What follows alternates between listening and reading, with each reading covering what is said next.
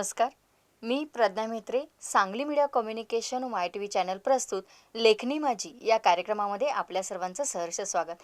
प्रेक्षक हो, आपल्याला वेगवेगळ्या विषयांवर कविता ऐकायला मिळणार आहेत आणि आपले अनेक मान्यवर आपल्या भेटीला पूर्ण दिवाळीचा हा महिना आपल्या भेटीस येत आहेत. आणि असे कवी कोणकोणते आहेत जे आपल्या आजूबाजूला आपल्या भागामध्ये आहेत आणि ज्यांच्या अनेक कविता खूप छान पद्धतीनं प्रसिद्ध झालेल्या आहेत. सामाजिक विषय असतील, त्यानंतर आपली जी काही नाती आहेत त्या नात्यांवरही अगदी दिलखुलासपणे आपल्या कविता व्यक्त करणारे असे कवी आपल्या आजूबाजूला आहेत. आणि कोणताही विषय असू दे ना, तो कवितेतून बोलला, व्यक्त केला की समोरच्या माणसाला कळत असतो. आणि त्यासाठीच हे कविता हे माध्यम आहे हे आपल्या या साहित्यातील. प्रेक्षक हो, तर आजच्या या लेखनी माझी या कार्यक्रमामध्ये आलेले आहेत माननीय श्री रवी बावडेकर सर. नमस्ते. मी रवी बावडेकर. इस्लामपूर येथे हर्ष अकॅडमी नावाची स्पर्धा परीक्षांची अकॅडमी मी चालवतो.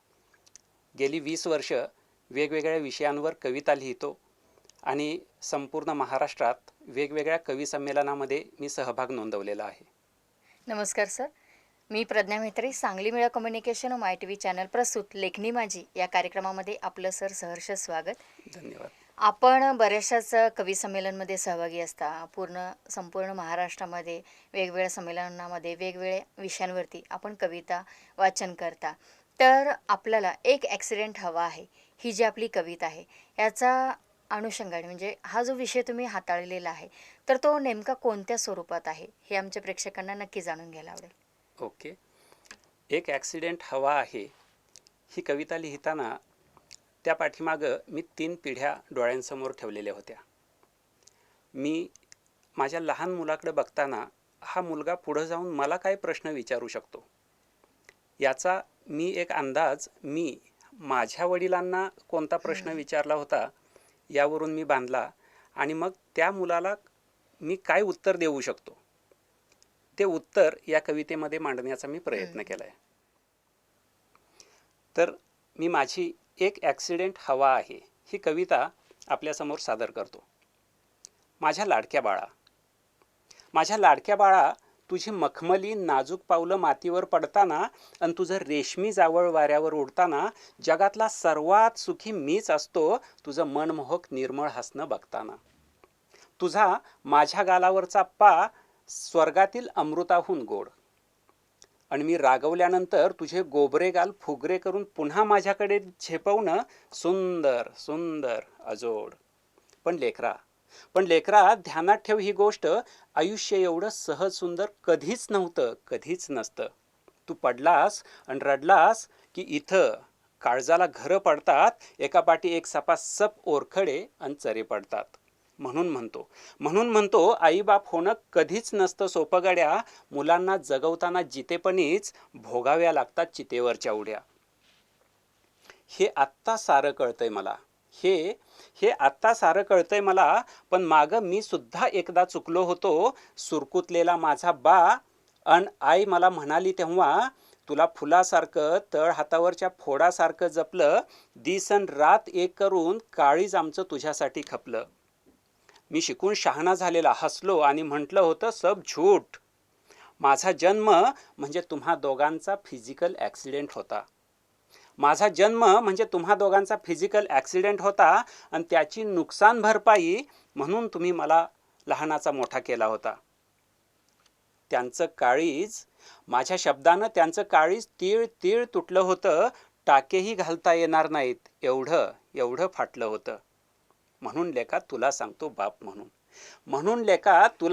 बाप म्हणून तुझ्या अन माझ्यासाठी, नव्या अन जुन्यासाठी, मरणारा मरत राहील पण जन्माला येणाऱ्या जीवासाठी. एक ॲक्सिडेंट हवा आहे माणूस नावाच्या गावासाठी.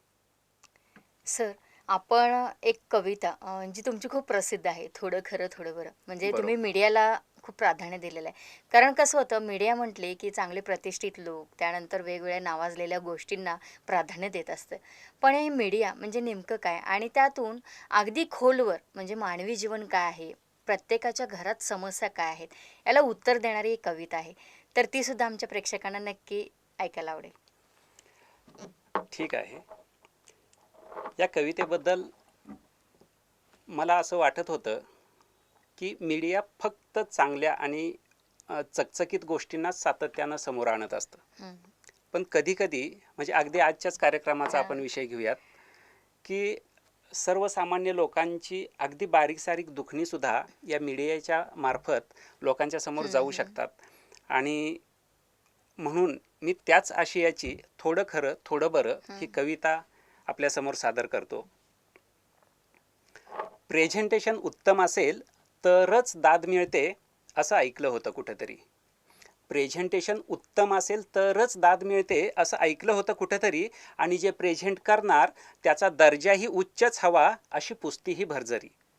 तेव्हा तेव्हा दिखाऊपणाच्या या बाजारात मीही ठरवलं आपला माल विकायचा हातोहात, गुंडाळून चकचकीत वेष्टनात प्रेझेंटेशनची द्यायची अशी उत्तम जोड की ज्याचे दात त्याच्या घशात. इथंपर्यंत ठीक होतं. इथंपर्यंत ठीक होतं नव्हे, इथंपर्यंतच ठीक होतं. वेष्टनात गुंडाळून बाजारात विकायला माझ्या घरात कुठं भांडवलदारांचं पीक होतं. घरात छोटा छोट्यालाही वाटायचं मजा करावी. आता तो कॉलेजात जातो. मोबाईलला बॅलन्स मारायला पिठाच्या डब्यातले 10 रुपये आईच्या पाठी हळूच काढून घेतो. कुणीतरी कुरूप म्हटल्यापासून ताई तिच्या स्वप्नातल्या राजकुमारापासूनही पळते. वयात आल्यापासून 15 वर्ष अखंड पृथ्वी सूर्यापासून एकटीच जळते. बापाची तर तऱ्हाच न्यारी, अश्वत्थाम्याची जात कोळी. दुःख विसरायला म्हणून पितो की दुःखच पितो वेळोवेळी. मी जिच्यावर प्रेम केलं तिनं 22 तारखेला लग्नाला बोलवलंय. तिनं 22 तारखेला लग्नाला बोलवलंय. तो दिवस कुठं कसा घालवायचा मेंदूनं नुसतं थैमान चालवलंय. माहीत आहे मला या सगळ्यांचं प्रेझेंटेशन उत्तम आणि उच्च नाही होऊ शकत. चकचकीत कागदात गुंडाळून मीडियाही सर्वोच्च कव्हरेज नाही देऊ शकत. पण एक गोष्ट माझ्याकडं अजूनही राहते बाकी, जिला प्रेझेंटेशनची गरजच नाही. आता त्याच खंबीरपणाचं मार्केटिंग करावं म्हणतो, जो तुझ्यातून माझ्यात उतरलाय आई. आजच्या काळात प्रत्येक स्तरावरचा विद्यार्थी हा कोणत्या ना कोणत्या तरी कारणानं गोंधळलेला दिसतो. आणि त्याचा गोंधळ दूर करण्यासाठी शिक्षक असतील, पालक असतील किंवा एखादा मेंटॉर असेल, हा खूप कमी प्रमाणात उपलब्ध आहे. अशाच एका गोंधळलेल्या विद्यार्थ्याचे काही प्रश्न तो त्याच्या शिक्षकांना विचारतो आणि शिक्षक त्या प्रश्नांची उत्तरं आपल्या पद्धतीनं देऊन त्या विद्यार्थ्याला मार्गदर्शन करण्याचा प्रयत्न करतात. अगदी हीच गोष्ट मी या तुटू नको देऊ या कवितेतून मांडण्याचा प्रयत्न केला आहे. कवितेचं शीर्षक आहे तुटू नको देऊ. सर अंधारच फार आहे सर्वीकडे, पदोपदी ठेचकळतात पाय. नातीगोती मित्रमैत्रिणी कुणालाही देणं घेणं नाही. काय करू कळेना मला सर, विष खाऊ की संपून जाऊ. मुला सुरुवात तू अन तूच अंतही, तूच विश्वरूपी परिघाचं केंद्रही. तू असल्यास विश्व आहे, नसलास तर अवघ शून्य. लक्षात ठेव ठोकू मांड लढत राहू, पण फक्त एवढंच कर, स्वतःला तुटू नको देऊ. मान्य आहे सर, पण विश्व पैशाभोवती फिरतं हल्ली आणि माणुसकी बेवारस गल्लोगल्ली. अहो इथं प्रेमाला सुद्धा येतो स्वार्थाचा वास, आणि धर्माच्या नावाखाली तर निव्वळ नंगा नाच. काय करू कुठं जाऊ कळत नाही सर. कुणाचा जीव घेऊ की माझाच देह महामार्गावर ठेवू सर. काय करू कळेना मला, विष खाऊ की संपून जाऊ. मुला माणसाची निर्मिती पैसा आहे, माणूस पैशाची नव्हे. आणि का म्हणतोस माणुसकी बेवारस, मग सांग जग अजून का धावे. अरे स्वार्थाशिवाय जगणंच मुश्किल मित्रा, आणि भाकरीसाठीच शेपटी हलवतो ना कुत्रा. अरे धर्माचं गाणं काय सांगू तुला, आपापल्या बेडरूम पुरताच मर्यादित ठेवावा त्याला. पण तरीही लक्षात ठेव, आलीच वेळ तर एक घास दोघात वाटून खाऊ, पण फक्त एवढंच कर, स्वतःला तुटू नको देऊ. सर मोह आणि बाईलची मोह आणि माया. मोबाईल. सर मोह आणि बाईलची मोह आणि माया स्वप्न बघण्यातच अख्खा दिवस जातो वाया. अपेक्षांचं ओझं डोक्यावर घेऊन फिरतो सर. करिअर करिअर करत रात्रंदिवस मरतो सर. पुस्तकातली गणितं सोडवता सोडवता येतं नाकी नऊ. सर तुम्हीच सांगा मग या आयुष्याच्या गणिताला मार्क किती देऊ. बाळा बाळा मार्क नको बघू तू, गुणांकडे लक्ष दे. अरे 4 शब्द ऐक त्यांचे, जुन्यांकडे लक्ष दे. आयुष्य म्हणजे रडणंच नसतं नुसतंच की. आयुष्य म्हणजे रडणंच नसतं नुसतंच की. प्रत्येकाच्या DNA मध्ये लढणंही असतंच की.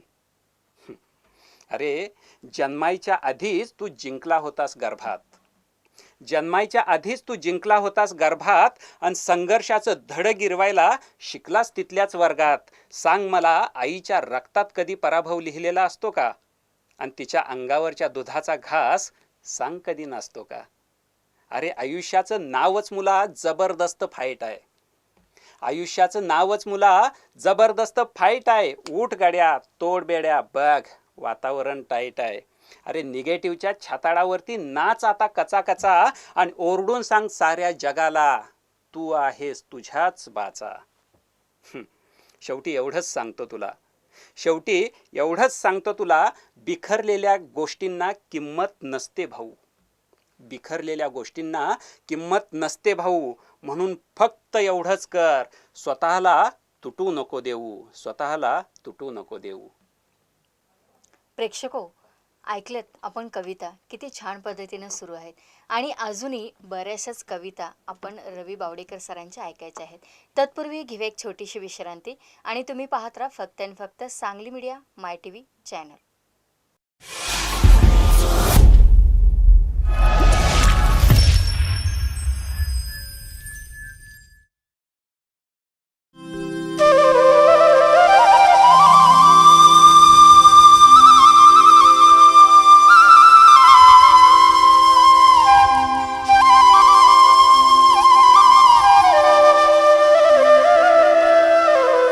बासरी कृष्णाची, डमरू शंकराचा, अष्टदुर्गेचे आयुध तुळशी भार विठुरायाचा.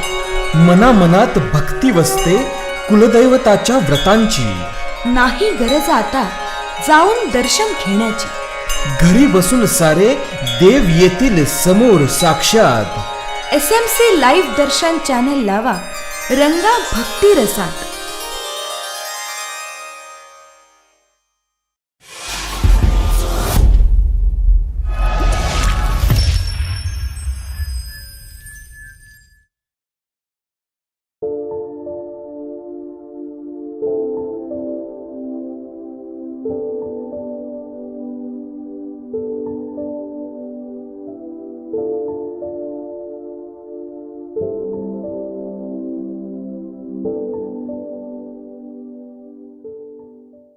छोट्याशा विश्रांतीनंतर आपण परत आलो आहोत लेखनी माझी या कार्यक्रमामध्ये आणि आजचे जे कवी आहेत ते आहेत रवी बावडेकर सर, की ज्यांनी आता आपल्याला तुटू नको देवा, त्यानंतर वेगवेगळ्या विषयांवरती अजूनही काही कविता आहेत.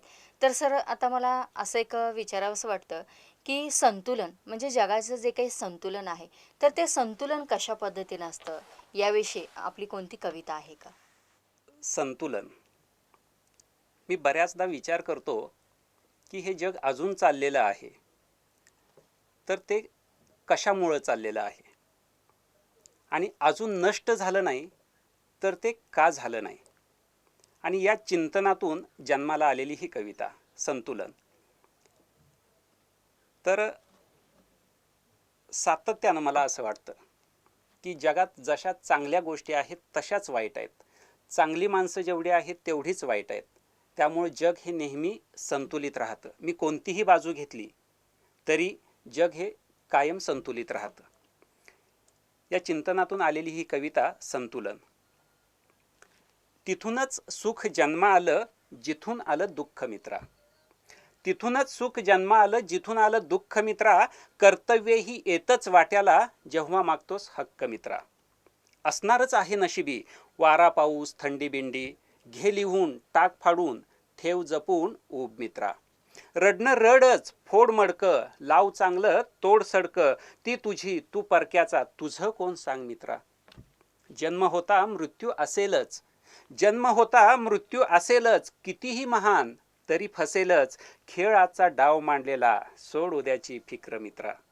अरे कुठून निघाला, जाणार कुठे, सांग मित्रा, खाणार कुठे, देव आहे तसा दानवही, गर्दीत शिल्लक अजून मानवही. मेंदू आहे कवठीत तेवढेच सत्य आहे रक्तही, आंधळा झालेला भक्तही मित्रा, अन दिल्लीचे तख्तही.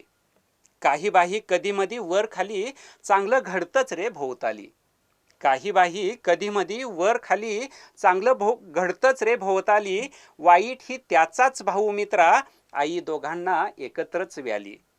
आईच्या मांडीवर, बायको डोक्यावर, गल्लीत गोंधळ कधी नाक्यावर, पोराचं पिणं म्हातारीनं धुणं, सोड सोड मित्रा हरामाचं खाणं. चढ मित्रा उंच कड्यावर, चढ मित्रा उंच कड्यावर, घाल गोळ्या एकेका मढ्यावर, तोड सगळे जगाचे नियम, बांधून घे दंडावर कायम.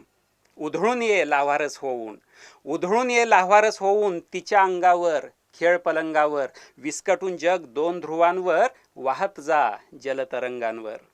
तू मित्रा जत्रा हो, तू मित्रा जत्रा हो, वाटप्रीवरचा हो पत्रा, शूर हो किंवा भित्रा हो, 70 हो वा हो 17. उठ तोड सगळी नाती, तलवारीची रक्ताळपाती, उठ तोड सगळी नाती, तलवारीची रक्ताळपाती, फुंक जीव जित कर, पुन्हा सार रीत कर. आन धरून बिजली खाली, आन धरून बिजली खाली, पिऊन टाक विषाची प्याली, हो शंकर हो शिव, कर तांडव जग भीव. पुन्हा पेठ, पुन्हा पेठ हो शीत, पुन्हा जीत हो चित. माती हो मित्रा हो आभाळ, माती हो मित्रा हो आभाळ, रात्रीतूनच उगवते रे सकाळ. काळ हो भाळ हो, काळ हो भाळ हो, ताड ताड मित्रा जाळ हो, एक बी उगवून येणार त्यासाठी ओला गाळ हो. विषाणू हो, विषाणू हो वा हो अणुरेणू, किंवा ज्ञानोबाचा हो ऋणू झुणू, जग तुडव पायाखाली वा लेक पाळी, मित्रा मित्रा आता तुझी पाळी. फक्त एक सांगतो गड्या, हातात असू दे तराजू तागड्या, फक्त एक सांगतो गड्या, हातात असू दे तराजू तागड्या, जग संतुलित नेहमीच असतं, तू कुठेही मारल्यास उड्या, तू कुठेही मारल्यास उड्या. सर खरंच अप्रतिम कविता आपण सादर करत आहात आणि प्रेक्षकही खूप छान पद्धतीनं आनंद घेत आहेत. आता आपण नवरा बायको म्हणलं की म्हणतो की भांड्याला भांडंही लागणारच. कधी बायको रुसून बसते, असं कधी होत नाही की नवरा रुसून बसतो, तर बायकोच रुसून बसत असते. आणि मग हा रुसवा काढायचा कसा यासाठी वेगवेगळे प्रयत्न नवरा करत असतो. पण बऱ्याच वेळेला असं होतं की रागारागानं मग बायको पण माहेरी जाते. त्यानंतर मग नवरा समजूत काढत असतो, आता तू गेलीस तर माझं कसं होणार.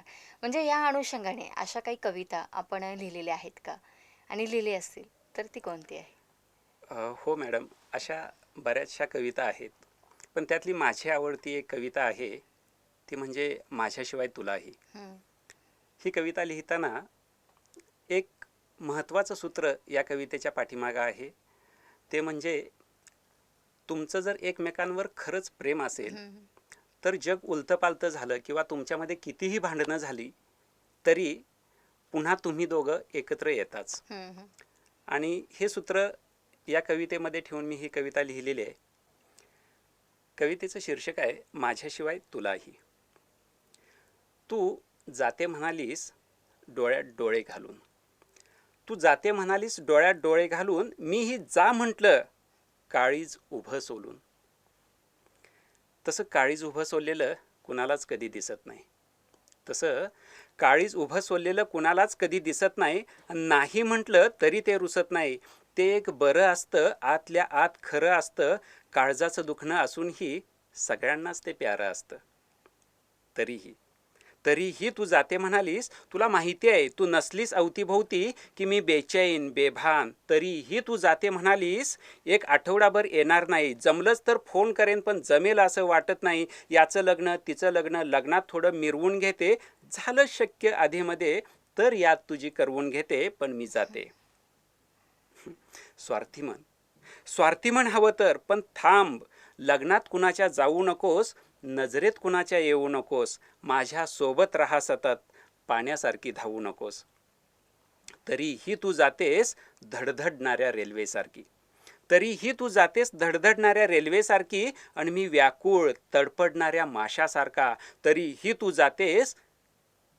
आणि आता वाटतं एवढं भांडायला नको होतं.